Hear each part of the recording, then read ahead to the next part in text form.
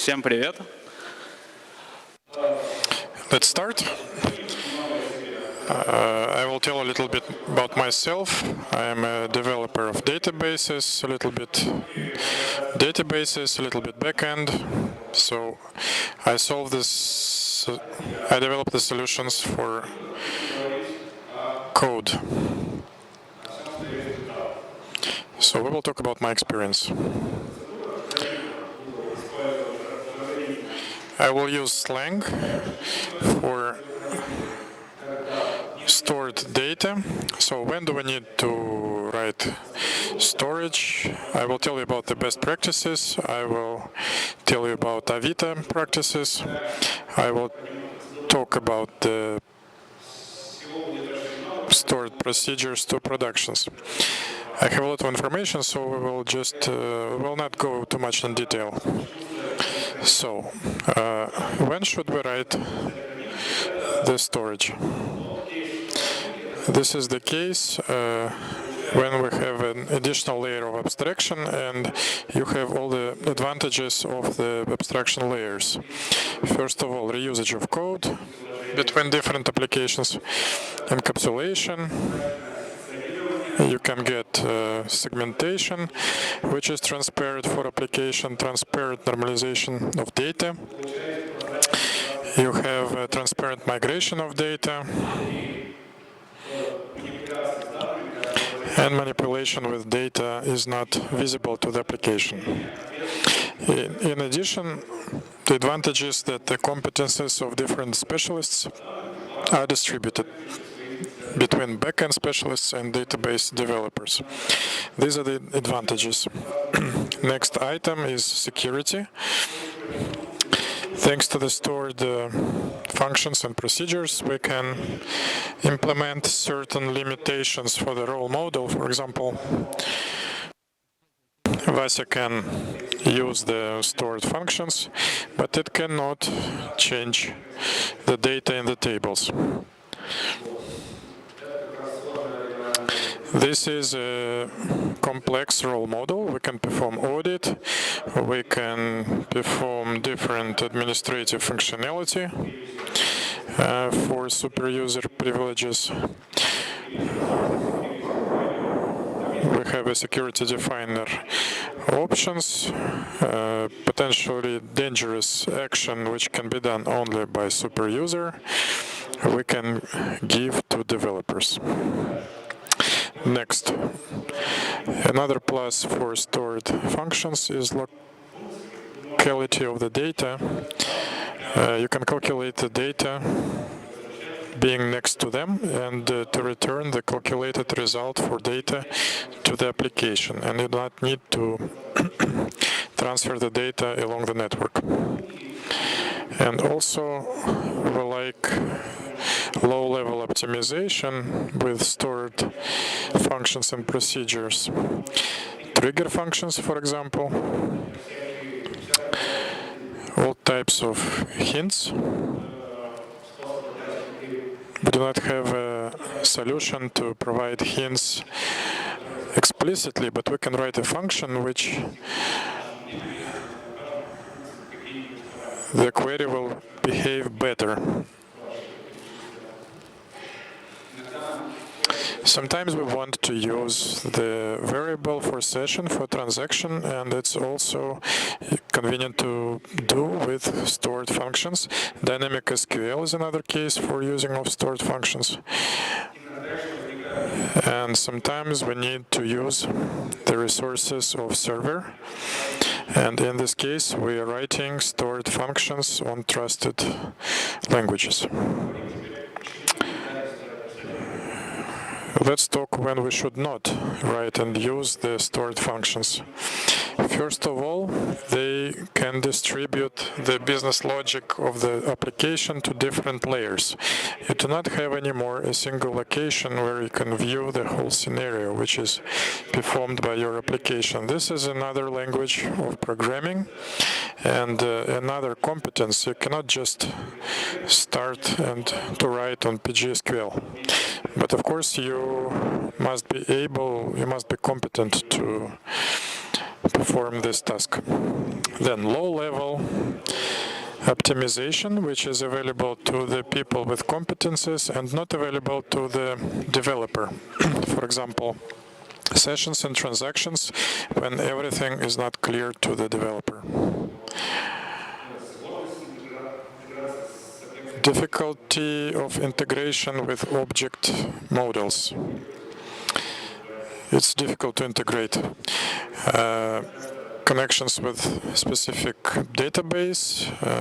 This is an old thesis, but still valid. And low speed of development and big cognitive load on the developer, because he needs to know everything and to work with it efficiently. Another case when we should not use the stored functions is scalability. For example, you have a database, you have an application, you want to scale it, you have two samples of application, you add the third sample of application, and the database doesn't scale. And at some point, you just get stuck with the resources of the server and you cannot scale any further. So the logic of the database is limited by the resources of the server. Next case, non-atomic deployment. You cannot just deploy. You cannot just write a new code and deploy it. You need to perform this in several stages. You have an application with coded database, you have API with stored functions, and the data itself. So the normal scenario, how to do this, you deploy the API on the stored functions on version 1.5, which means that it will work with the second version and the first version of the application. Then you deploy the second version, you remove the first version, and you remove the back connectivity between the stored functions. It's quite a complicated process and it's easy to make a mistake. Also, there are problems with the languages itself because they are not general application languages. You can solve almost any kind of task. They are not suitable for all kinds of tasks. Also, you cannot perform certain lambda functions, for example, or hereditary or patterns. There are certain limitations. It can be either complicated or impossible. Also, efficiency is not great. When we look at the benchmarks, when we calculate the Fibonacci number, we can see the problems with the efficiency. And for example, PGSQL doesn't have to calculate quickly, but people, for some reason, do this anyway. There is a limitation of circle of the task which can be solved. For example, we still can send letters. Also, there are questions to the ecosystem itself. It's quite poor in comparison with our other languages. There are not so many tools for static analysis, for profiling, for debugging, for testing, for formatting, but they're also not so great, and there is a limited number of them. It supports IDE, but not good enough still. And we need to connect to the database, and search also doesn't work always. Last time when I searched in IDE the using of column, it did not find the column. It was used in record new index, and I failed the production. When I found this with grep in the end, I would like this tool to do this job for me. So we discussed that there are good and bad cases, and now let's switch to the best practices. So we start with the following best practice. We need to store the code of the stored functions in repository. And very often with stored functions, it's not the case. The code is stored on the server of the database. This is the only place where it's stored. But I will remind you that when the code is not available in the version control, it's impossible to read the logic of the application. We need to know where to go, where to look, to have a certain level of access. And you do not have any historical data for this code. maybe some comments inside the code that Vasya put this part of the code in 2003, for example. Also, code can be out of date. It's difficult to support the non-productive infrastructure. You cannot just take the database and to deploy the coded base. And you cannot do this also for your application 3 months ago to test some regression, for example. So where to store? The answer is simple. To store it in repository in a way that is suggested for storage of tools for migration. I listed just the most popular tools for migration, but we're using the one we wrote ourselves, which is easier than these ones. Also, people forget that there are basic principles for programming, like single responsibility, dry.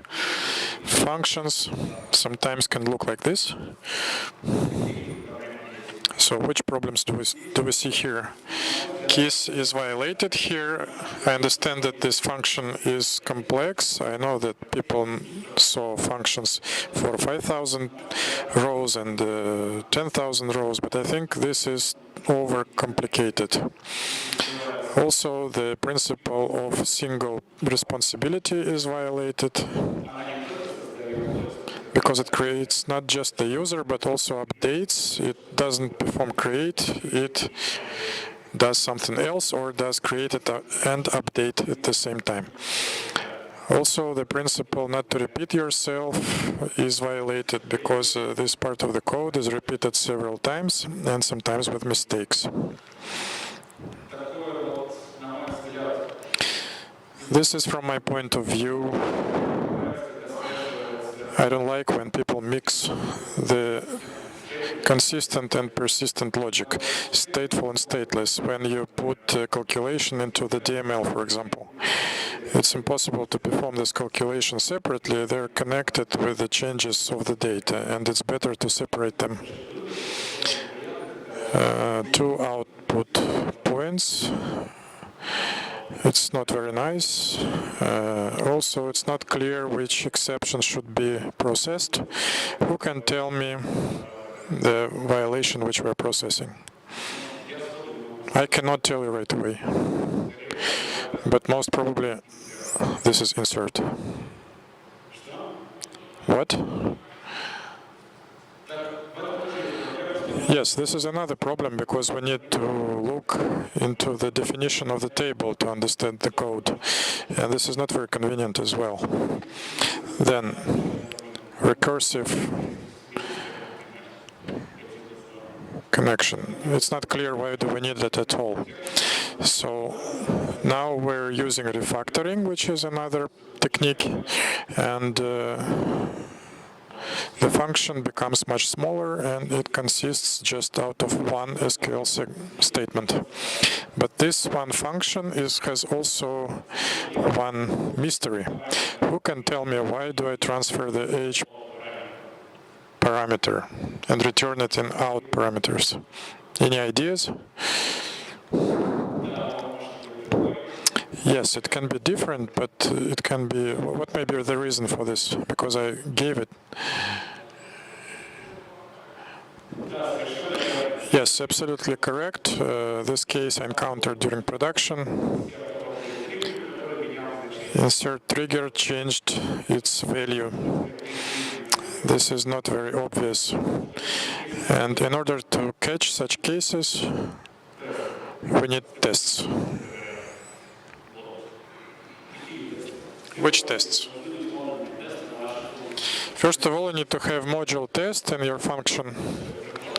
You need to take a test framework, for example, and then you test your function. The functions which work with databases are a little bit more complicated, and there are two ways to do this. We create global and local testing, or we're using the mocks and local textures we're testing. For example, testing framework PGMock.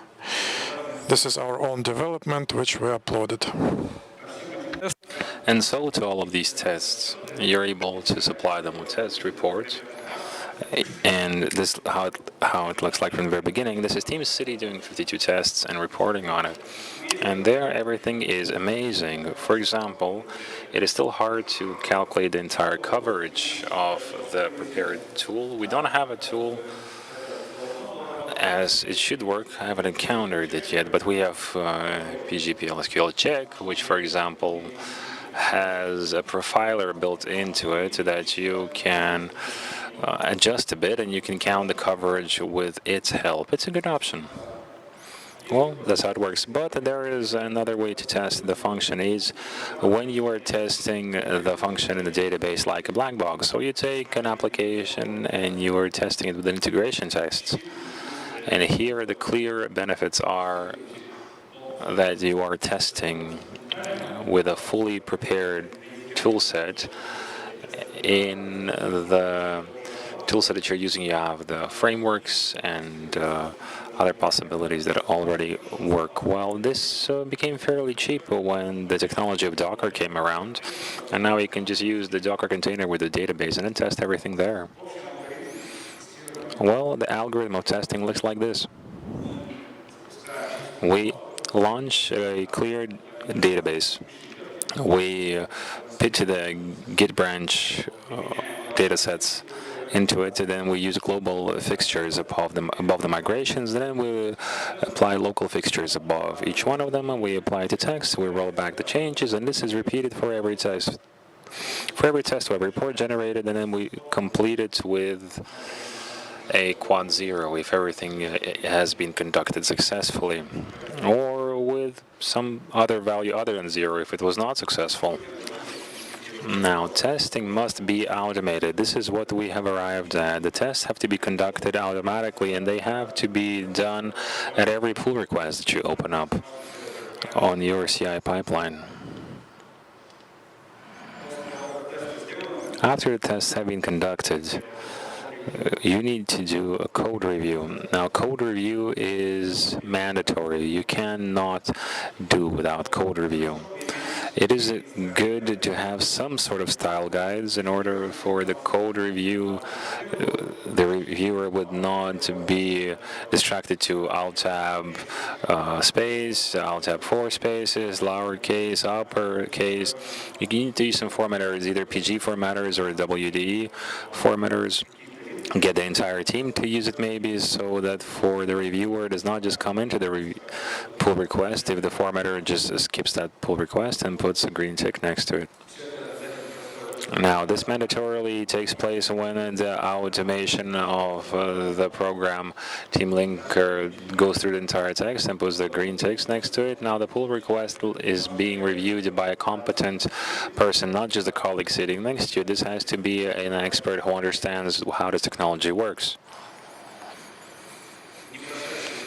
The tests, the unsuccessful CI pipelines blocks your master and the release branch.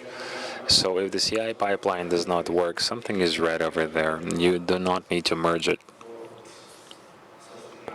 Well, okay, we covered the code review. Now we go into the production.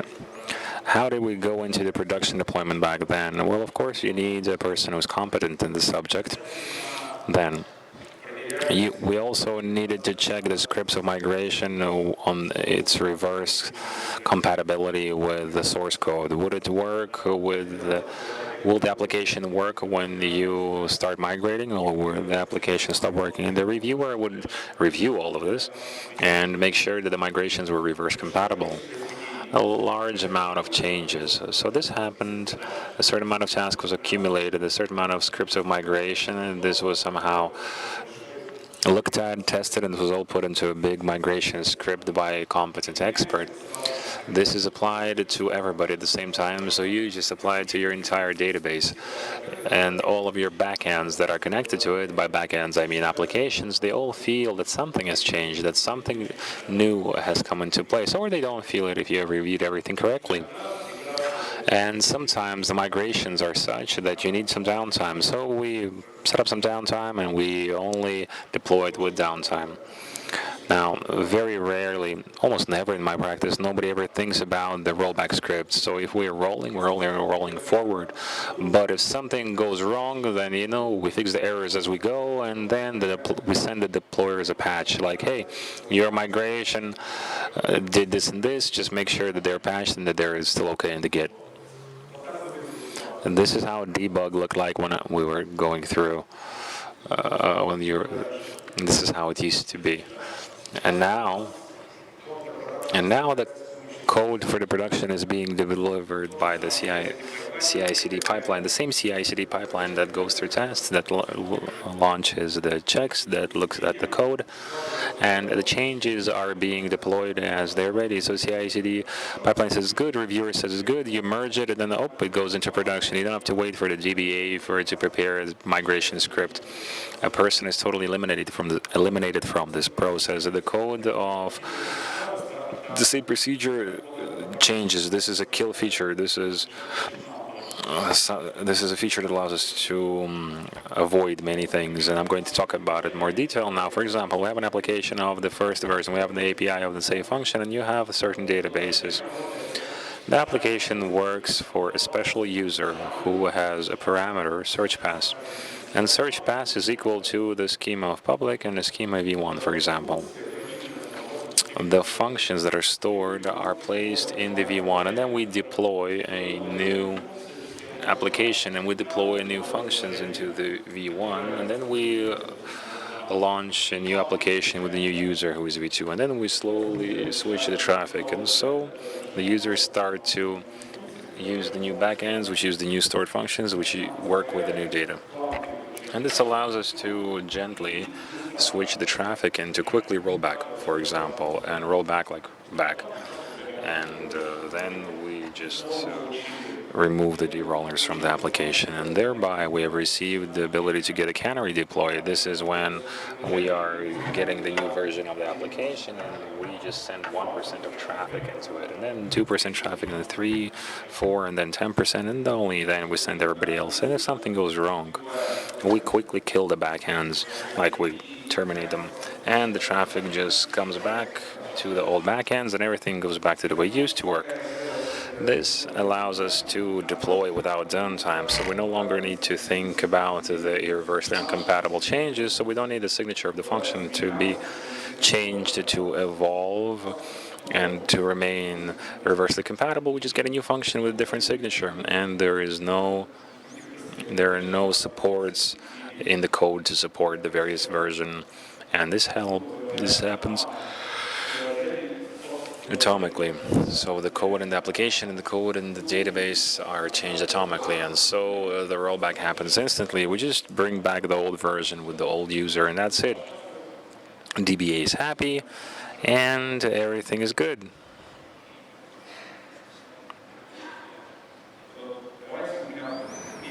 I have 3 minutes left, and then I'll answer the questions, okay?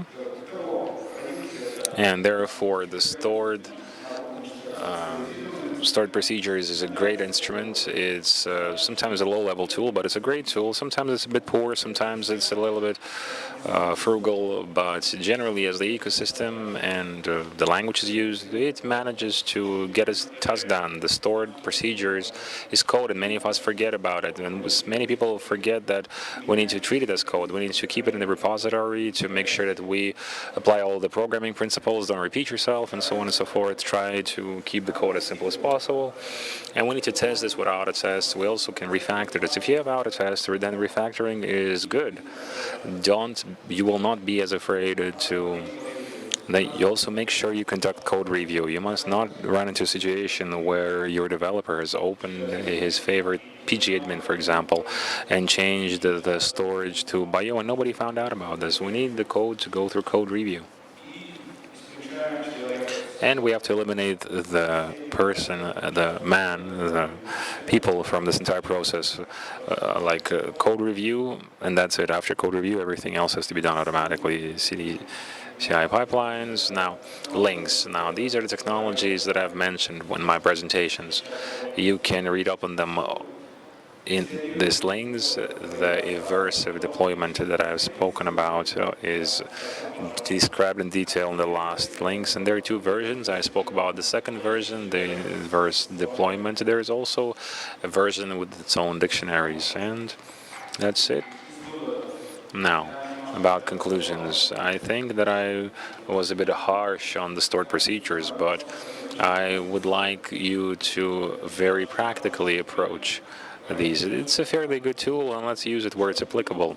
Let's not use it where it's not needed. There are good usage cases, bad usage cases, and I hope that I was able to list them fairly comprehensively.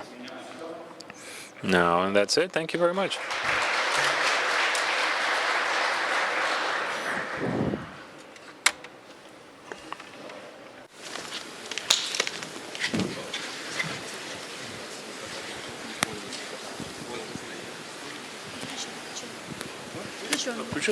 Так, спасибо. Okay, thank you very much. It was a very interesting presentation. I've been through all these stages myself, through the primary stored procedure, the storage and repository of the project, and when people are linking the database, it's just not being considered. I have a question. Before the PGPL SQL check, at which point in time is it used? During the PLPG SQL check is a tool of static analysis, and since very recently it has a profiler built into it. And I mentioned that you can slightly adjust the profiler to make sure it has good code coverage. So when you do PGPL SQL check, you run it, you stop the PGPL SQL check, and then you have a look at what lines of code were launched. And this means that these lines of code were covered by your tests. I have just missed that part. So this is a system that the system controls automatic testing. How do you have it implemented? Did you just roll it out, or did you test it? Okay, let me just go into slightly more detail about this. Now, me as a developer, my workflow, I do a guide pool and I get a new master together. I do a Git checkout and I do a separate branch in my pipeline, and so I do some migrations. I test them locally. My Postgres is in the Docker, and then I write Git commit and Git push, and Git push goes down the branch and into the repository, and then the team city, in our case particularly, reacts to the appearance of a new branch and launches a separate pipeline. A separate pipeline is my application is launched, is Postgres within the Docker is launched, and as a test run, all my tests are launched, and all of this runs down, and the test is written in the repository. All this is stored in the repository. I understand. I can show it if you're necessary. And the rollback is the killing of the prototype, which you enroll the update on, and do you get it back to the original state? So you take a prototype, they start rolling it on, and the original version was down. Not really. I don't really get it. Well, how does the rollback happen when you run into a mistake? So an error occurs. You have a number of patches rolling out, an update group. In the one before last, a mistake came up. This is how it happens. We just switch the user traffic into the previous version of the application. Okay, I get it. Yeah, no more questions. Thank you. Yeah, nothing happens with the database. The code is just as it was in APV1 and APV2 is still there. In 1 and 2, no, I'm not talking about functions and procedures, but you, with the help of new procedures, have exchanged data with the new algorithms. For example, you have counted the supplies of 20 VATs, and then how does the changes happening in the buff? What happens with the data? Well, with the data is not touched by us at all. So if the API2 are giving us a bad update with bugs, then the data is ruined. You can't do anything else. So what we have to do here is to put out the fire to get back to API1 and then to figure out what can we do with the data now.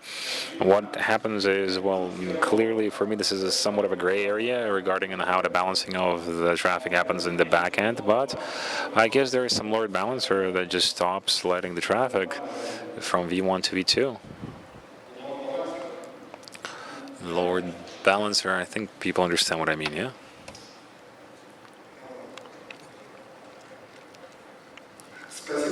Thank you very much for the question. And coming back to the data, if we're not talking about a question of erroneous data, if we're talking about the question of the uncompatibility of algorithms. So the version 2 is fairly valid and everything works great, but it creates data that version 1 can no longer process. What happens in this case? If the patches that were installed on the database, apart from the versions of the stored procedures, also has a structural change, then how can you enroll stored procedures in this case? Unfortunately, I understand what you mean. Unfortunately, nobody has solved this problem yet. It's not us, not anyone else. Everything that I have spoken about is true for code, for stored code procedures. This does not work for structured tables. This does not work for data. So if you have created reversely incompatible change in data, then you're not going to be saved by this. Here, unfortunately, the only thing you can do is code review.